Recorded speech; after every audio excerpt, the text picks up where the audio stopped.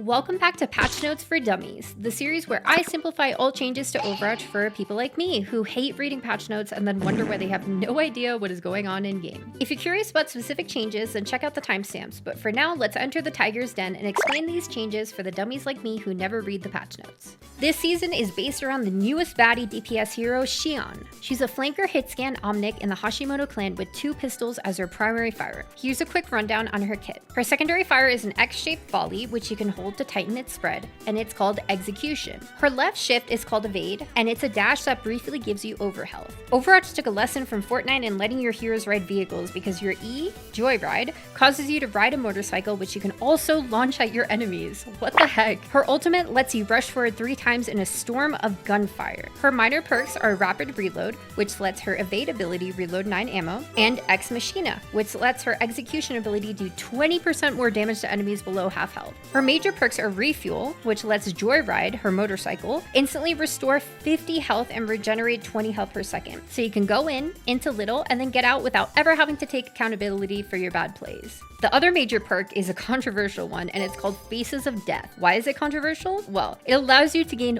all other damage sub-roll passes. So what does that mean exactly, since this is patch notes for dummies? Well, the Recon passive, which is generally for characters like Freya and Pharah, you get 3.5 seconds of wall hacks whenever you damage an enemy while they're below half health. The Specialist passive, which is for heroes like Soldier and Bastion, grants 50% bonus to reload speed for 3 seconds after eliminating an enemy. And finally, Sharpshooter, which is normally for heroes like Ashe and Widow, reduces the cooldown of your movement abilities whenever you get a headshot. All of this is in addition to the sub-roll passive that she already has, Flanker, which gives you 75 extra health per health pack. A new hero also means a new map, as we get a new hybrid map set in the streets of Tokyo called Neon Junction. This map is sick. It's inspired from real Tokyo suburbs like Akihabara and Shinjuku, which ironically are my 2 favorite suburbs in Japan, so I'm really excited personally for this to be a map. There's moving trains that could kill you, and even Overwatch plushies as a reference to the OWCS team Zeta. Let's take a look at some of the limited time game modes and events coming to the newest Overwatch season. Starting with Anima Strike. You'll weaken the Hashimoto organization over the city by facing Shion from June 16th to July 6th. Each week will feature a unique 2D hub based on Neon Junction, the yokai hideout, and Hashimoto headquarters. You'll also gain tons of rewards throughout the event, so when this video is done, you should totally hop in. The next event is a collaboration between the dev team and pro player Gushui, content creators Apply, OC, and ML7 called Community Crafted. They decided to turn several what-if hero ideas into an entire game mode. Ideas from Ana having a jetpack or even Junker Queen throwing her axe. This runs from June 30th to July 13th. There's also the Excavation Initiative, a venture-themed event from June 16th to August 10th. It's simple, you just have to complete a daily or weekly challenge to gain certain prizes. Junkrat's Loot Hunt will also return from July 10th to July 14th to help earn loot boxes. By the way, my birthday is July 14th, so make sure you throw some of those loot boxes you earn my way. I mean, it's only fair, right? Overwatch competitive players, listen up, as the game mode is receiving some pretty big updates. The major theme is centering around how hero bans now work. You'll be allowed to share your favorite heroes to help with coordination for your team. Whoever is your preferred hero will now get -3 votes towards it. This is like if you nullified one player's place vote. Lobby bans now have a 5th slot that can break the 2 hero role limit. Unlike all other hero bans, lobby bans are calculated by adding together all votes from both teams. If both teams had at least 1 vote for a hero, and there were 10 total votes for a hero, such as 1 first place and 1 third place vote, the hero will be lobby banned. The ban results gained a visual improvement to help players understand how the bans work. The hero ban phase will now display the number of votes for each of your choices. 7 votes for first place, 5 votes for second place, and 3 votes for third place. Additionally, Overwatch will be showing the total number of votes your team has contributed together for each hero. Some more cool features added for competitive players. All players can now watch live replays of ongoing matches for players on the top 500 Challenger leaderboard, but they do have a delay to avoid giving players a competitive advantage. This is disabled by default, but you could turn this on in your privacy settings. Now, let's get into the juicy stuff. Let's dive into the hero updates, starting with tanks. D.Va's major perk, Shield System, has had its shield conversion change from 150 to 100. Everyone's favorite Dami Domina has received some changes that I personally think are really strong. She lost the Power Move major perk, but in return she gained something called Corporate Retreat. This perk works while the barrier array is active and allows you to move your shield to another location 1 time. Doomfist's major perk Power Matrix has had its duration reduced from 1 second to 0.8 seconds. Hazard has been too strong for too long, so the dev team has thrown a bunch of changes at him. But honestly, do you guys think these changes are enough? Make sure you let me know in the comments because the Deep Leap perk definitely has me worried. Spike Guard's maximum duration is reduced from 3 to 2.5 seconds. That's a pretty good change. The major perk, Reconstitution, has been moved to a minor perk, and its extra resource cap has been reduced from 50 to 25. So if a major perk got moved to a minor, let's see what minor gets moved to a major. Well, that's Deep Leap. Oh god. The minor perk is now a major perk, and its range is increased from 15 to 20%. The Explosive Impalement's major perk has had its damage reduced from 40 to 30. The minor perk, Anarchic, you get the point, the block perk. The healing has increased from 30 to 40%. Ramatra's minor perk, Relentless Form, had the duration bonus increased from 1 to 2 seconds, but it's only half effective during Annihilation, which is his ultimate. He has had his major perk, Nanite Repair Healing, increased from 75 to 100. Reinhardt players rejoice as you have been buffed. Fire Strike's damage is increased from 120 to 125, and the projectile speed is increased from 30 to 33. For those who might not think this is a big change, previously, if you hit 2 Fire Strikes on a target with 250 HP, they would be left with 10 HP, but now it would kill them. As a Zarya player, honestly, I'm so sick of her getting nerfed all the time, so it's about time we got a buff. Energy degeneration rate has been reduced from 2.5 to 2 per second, so you could stay at higher charge for longer periods of time. Alright, it's time for DPS. Onrun starts this list strong by getting a reduction for her recoveries for 2 of her abilities. Recovery is basically the time in between you doing an ability and being able to do something else, if that makes sense. So first of all, her Inferno Rush, which is her dash, the recovery has gone from 0.3 to 0.1 seconds. And her Dancing Blaze has also had a reduced recovery from 0.2 to 0.1 seconds. Ashe received only perk changes, but man, do these perk changes me off as an Ashe player. The minor perk, Double Barreled, is getting the knockback reduction of the second shot removed, but honestly, who cares because who picks that perk anyways? The major perk, Viper Sting, has had its ammo gain removed.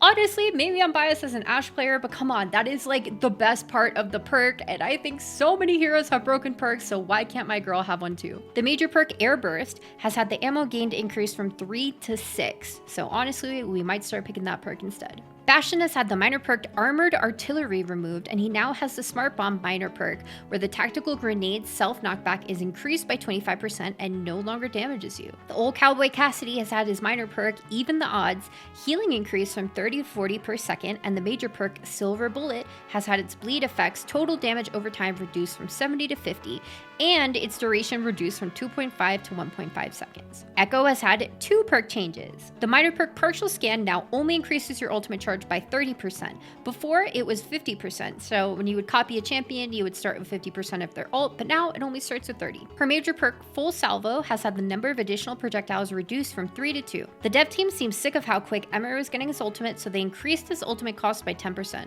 Thank God. My lovely husband Genji has been buffed! Yippee! His deflect cooldown is reduced from 10 to 8 seconds, and his major perk Meditation has had its healing increased from 35 to 50 per second. Junkrat's minor perk Bon Voyage now gets a simple attack speed increase from 25% to 35%. Mei's Icy Gun range is increased from 10 to 12 meters, and her major perk Deep Freeze had its freeze rate increased by 30% against non-tank heroes. So basically what that means is it takes the same amount of time to freeze a tank, but now it's quicker to freeze non-tanks. Reaper's kneecaps have been violently shot at as his health is now 275 instead of 300, and his movement is reduced from 40% to 30% when you have the minor perk Lingering Wraith. Sierra may have survived the last patch with an audio buff only, but now she's getting the works. Her rifle-based projectile size is reduced from 0.175 to 0.15. Smaller bullets mean harder to land shots, so good luck to all my players without hands. The anchor drone deploy speed is increased from 30 to 40, its range increased from 14 to 16, and the grapple range increased from 17 to 19. The tight grip, minor perk, had the weapon spread reduced from 100% to 70% faster. Lastly, the locked-in major perk now only provides attack speed if hitting an enemy hero. Before, it was just whenever you used it, which was kinda crazy. Sojourn's major perk, Friction Generators, now allows your max energy gain increased from 50 to 75%. Tracer's minor perk, Kinetic Reload, had the ammo gain reduced from 20 to 12. Vendetta has now been buffed. Oh no.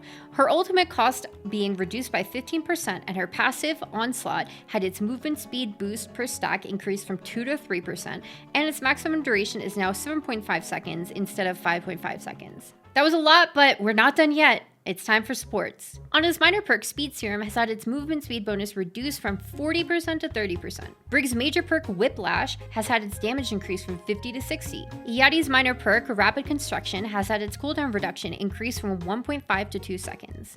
If you've watched any OWCS this season, you know how annoyingly strong Jetpack Cat and Bastion have been together, so Blizzard has decided to give the little kitty some changes.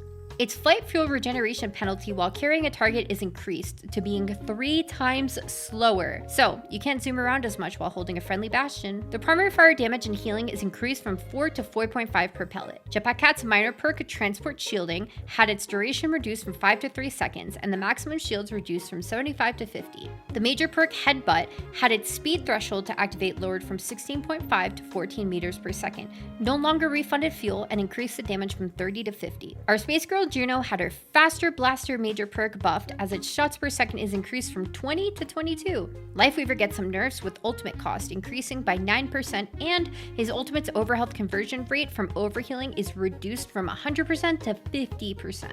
Mercy players, I'm so sorry, but you can only have it good for so long. Her ultimate cost is increased by 7%, damage boost reduced from 30% to 25%, and lastly, the major perk Chain Boost now additionally increases the damage boost by 5%, which really just kind of reverts damage boost back to where it was pre-patch. Mizuki had 2 changes to his teleport. Its cooldown is reduced from 12 to 11 seconds, and the duration is increased from 4.5 to 5.5 seconds. Moira's change was only to her Biotic Orb, but honestly, it's a really annoying one. The damage per second is increased from 50 to 60, healing increased from 65 to 75, and the maximum damage per orb is now 250 instead of 200. So long story short, you do not want to be trapped in a small room with a Moira Orb. Lastly, Wu Young's major perk, Ebb and Flow, had its rewind healing increased from 50 to 100%.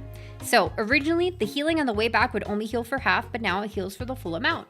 That's everything for all the changes for the newest season of Overwatch, Into the Tiger's Den. Let me know what you guys think of the changes below in the comments, because honestly, I feel like they missed the mark on some of them, and I feel like that they used too heavy of a hand on others. So let me know your thoughts. 2 to the 1 to the 1 to the 3. I'm here to party. GG. A giant gorilla can keep up with me.